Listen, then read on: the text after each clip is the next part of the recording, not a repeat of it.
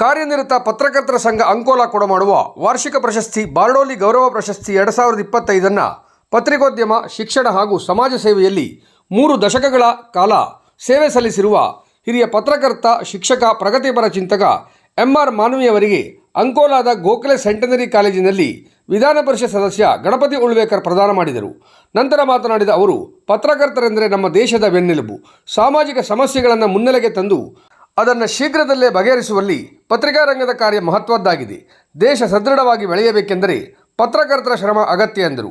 ಸನ್ಮಾನ ಸ್ವೀಕರಿಸಿ ಮಾತನಾಡಿದ ವಾರ್ತಾಭಾರತಿಯ ಹಿರಿಯ ಪತ್ರಕರ್ತ ಎಂ.ಆರ್. ಮಾನವಿಯವರು, ಈ ಪ್ರಶಸ್ತಿ ನನ್ನ ವೈಯಕ್ತಿಕ ಸಾಧನೆಗೆ ಮಾತ್ರವಲ್ಲ, ಸಮಗ್ರ ಪತ್ರಿಕೋದ್ಯಮದ ಪರಿಶ್ರಮಕ್ಕೆ ಸಿಕ್ಕ ಗೌರವ.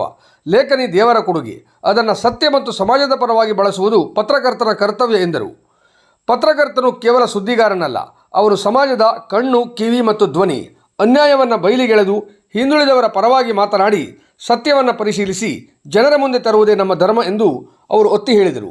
ಇಂದಿನ ಸ್ಪರ್ಧಾತ್ಮಕ ಯುಗದಲ್ಲಿ ವೇಗಕ್ಕಿಂತ ಸತ್ಯಕ್ಕೆ ಆದ್ಯತೆ ನೀಡುವ ಅಗತ್ಯವಿದೆ ಎಂದು ಎಚ್ಚರಿಸಿದ ಅವರು, ತಡವಾದರೂ ಸತ್ಯ ಸುದ್ದಿಯನ್ನು ನೀಡೋಣ, ಇದರಿಂದ ಸಮಾಜ ಸುರಕ್ಷಿತವಾಗಿರುತ್ತದೆ.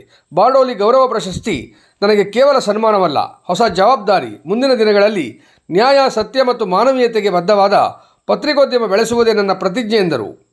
ಕಾರ್ಯಕ್ರಮ ಉದ್ಘಾಟಿಸಿ ಮಾತನಾಡಿದ ಅಂಕೋಲಾ ತಹಶೀಲ್ದಾರ್ ಡಾಕ್ಟರ್ ಚಿಕ್ಕಪ್ಪ ನಾಯಕ್, ಶೋಷಿತ ವರ್ಗದ ಧ್ವನಿಯೇ ಪತ್ರಿಕೆಯಾಗಿದ್ದು ಸಾಮಾಜಿಕ ತೊಡಕುಗಳ ವಿರುದ್ಧ ಸಮರ ಸಾರಿ ಎಷ್ಟೇ ಅಡೆತಡೆಗಳು ಎದುರಾದರೂ ಅದನ್ನು ಮುನ್ನೆಲೆಗೆ ತಂದು ಅದನ್ನು ನಿವಾರಿಸುವ ನಿಟ್ಟಿನಲ್ಲಿ ಹೋರಾಡುತ್ತಿರುವ ಪತ್ರಕರ್ತರ ಕಾರ್ಯ ಶ್ಲಾಘನೀಯ ಎಂದರು. ಕಾರ್ಯಕ್ರಮದ ಅಧ್ಯಕ್ಷತೆಯನ್ನು ಅಂಕೋಲಾ ತಾಲೂಕಾ ಕಾರ್ಯನಿರತ ಪತ್ರಕರ್ತರ ಸಂಘದ ಅಧ್ಯಕ್ಷ ಅರುಣ್ ಶೆಟ್ಟಿ ವಹಿಸಿದ್ದರು.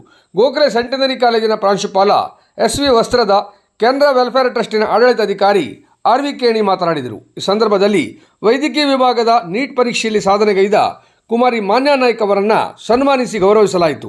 ಪತ್ರಕರ್ತ ವಾಸುದೇವ್ ಗುರುಗ ಸ್ವಾಗತಿಸಿದರು. ಮೋಹನ್ ದುರ್ಗೇಕರ್ ಸನ್ಮಾನ ಪತ್ರ ವಾಚಿಸಿದರು. ಸುಭಾಷ್ ಕಾರೇಬೈಲ್ ಕಾರ್ಯಕ್ರಮ ನಿರ್ವಹಿಸಿದರು.